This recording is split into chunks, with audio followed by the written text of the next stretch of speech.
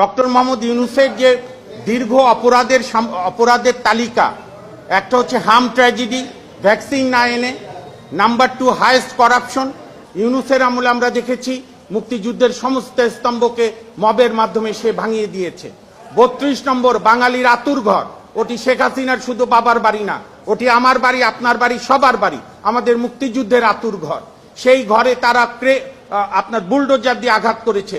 আচ্ছা, আজকে যে বিষয়টা হলো সেটা হলো আমার পক্ষে আশরাফ আর আমাদের সৈয়দ মামুন তারা নোটিশ দিচ্ছেন সরকারকে। এর মধ্যে ক্যাবিনেট সেক্রেটারি আছেন, আমার পক্ষে দিচ্ছেন। ক্যাবিনেট সেক্রেটারি আছেন, হোম অ্যাফেয়ার্স সেক্রেটারি আছেন, foreign affairs, anti corruption commission, IGP, commissioner of police, director general department of immigration, special superintendent of police immigration, এই সবাইকে দেওয়া হচ্ছে নোটিশ যেন প্রফেসর ইউনূস যেন দেশ ছেড়ে না পালাতে পারেন। আমার ইনস্ট্রাকশনসে তারা এই নোটিশটা দিচ্ছেন। ওনারকে এক্সিট কন্ট্রোলে দেওয়া দরকার, যেন দেশে থাকেন। ওর কারণ হচ্ছে যে ওনার বিরুদ্ধে রুলও ইস্যু করা আছে, এই যে শিশুরা মারা গেছে, ইপিআই প্রোগ্রাম যে গন্ডগোল হয়েছে, ওনার বিরুদ্ধে আরও অনেক কারাপশনের চার্জেস আছে। এমনও হতে পারে দ্যাট আমি অ্যান্টি কারাপশনেও আমরা হয়তো ওনার বিরুদ্ধে চার্জেস আনতে পারি, অ্যাপ্লিকেশন ফাইল করতে পারি। তো আপাতত এই নোটিশটি ওদেরকে দেওয়া হয়েছে যেন উনি দেশ ছেড়ে না যেতে পারেন। এখন আমার লয়ার্সরা আপনাকে বলবেন যে ওনারা কি কি বলেছেন নোটিশে। ধন্যবাদ। আমাদের সিনিয়র অ্যাডভোকেট মহসিন রশিদ সাহেব বলেছে উনি হচ্ছেন এই লিগাল নোটিশ প্রেরণকারী। মেইন আমাদের দাবিটা হচ্ছে জনাব মোহাম্মদ মহসিন রশিদের, যে আইনের শাসনের প্রথম কথা ইনকোয়ারি।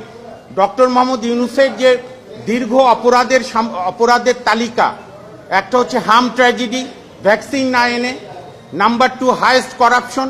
ইভেন ডক্টর ইউনূসের বন্ধু ডক্টর ইফতেখারুজ্জামান বলেছে ইউনূসের আমলে 45% বেশি টাকা পাচার হয়েছে সুইস ব্যাংকে। তৃতীয়ত হচ্ছে আমাদের সর্বোচ্চ আইন সংবিধান, সেই সংবিধানের আর্টিকেল 24-23-তে আছে জাতীয় সাংস্কৃতিক ঐতিহ্য রাষ্ট্র রক্ষা করবে, ঐতিহাসিক স্মৃতিস্তম্ভ, জাতির হৃদস্পন্দন স্মৃতিস্তম্ভ রক্ষা করবে। ইউনূসের আমলে আমরা দেখেছি মুক্তিযুদ্ধের সমস্ত স্তম্ভকে মবের মাধ্যমে সে ভাঙিয়ে দিয়েছে। 32 নম্বর বাঙালির আতুর ঘর, ওটি শেখ হাসিনার শুধু বাবার বাড়ি না, ওটি আমার বাড়ি, আপনার বাড়ি, সবার বাড়ি, আমাদের মুক্তিযুদ্ধের আতুর ঘর। সেই ঘরে তারা আপনার বুলডোজার দিয়ে আঘাত করেছে, আর্টিকেল 24-এর ভায়োলেশন। এবং ইউনূস সাহেবের বিরুদ্ধে অভিযোগের অন্ত নাই।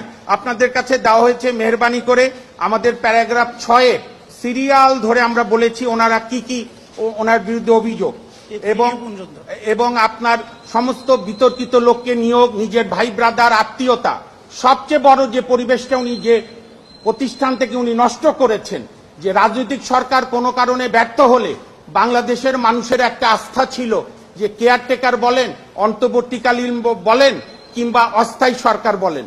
90-এর গণঅভ্যুত্থানের পর আমরা শাহাবুদ্দিন সাহেবকে দেখেছি সাফল্যের সঙ্গে সরকার পরিচালনা করেছে।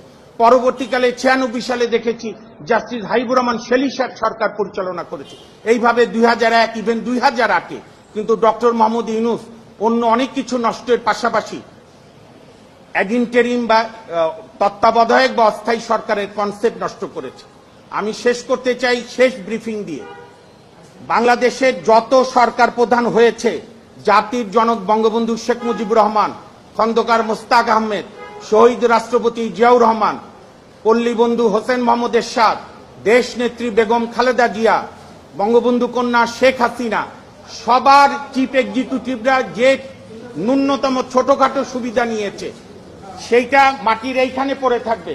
আর ইউনূস সাহেবের অবৈধ সুবিধায় আকাশ ছুঁয়ে যাবে, সেই কবিতার মতো নাদের আলী ছাদ চূর্ণ করে আকাশে উড়ে যাবে। এই কারণে যেহেতু মাননীয় প্রধানমন্ত্রী, বাংলাদেশের সম্মানিত প্রধানমন্ত্রী জনাব তারেক রহমান জাতির উদ্দেশ্যে প্রথম ভাষণে বলেছেন, অসাধারণ কথা বলেছেন, যে দিন শেষে আইনের শাসনই হবে আমার সরকারের শেষ কথা। আর আইনের শাসনের পূর্ব শর্ত হচ্ছে যে কোনো অভিযোগ উঠলে একটি নিরপেক্ষ ইনকোয়ারি করা। আমরা সেই ইনকোয়ারি চাই এবং ইনকোয়ারির সময় যেন ডক্টর মোহাম্মদ ইউনূস সাহেব দেশ ছেড়ে যেতে না পারে, কারণ তার পালানোর প্রবণতা আছে, অতীতে বহুবার পালিয়ে গেছে। আমরা আপনাদের মাধ্যমে জাতির কাছে জানাতে চাই, এই 7 দিনের মধ্যে ওনার উপর রেস্ট্রিকশন ইম্পোজ না করলে আমাদের কাছে ইনস্ট্রাকশন, আমাদের সিনিয়র অ্যাডভোকেট মোহাম্মদ মহসিন রশিদ এবং ব্যারিস্টার এম আশরাফুল ইসলাম এই ড্রাফটটা চমৎকার করেছে। আমরা অলরেডি রেজিস্ট্রি জিপি করে দিয়েছি, কুরিয়ারও চলে গেছে।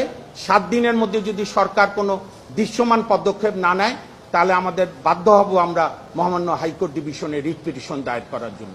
আপনাদের অসংখ্য ধন্যবাদ।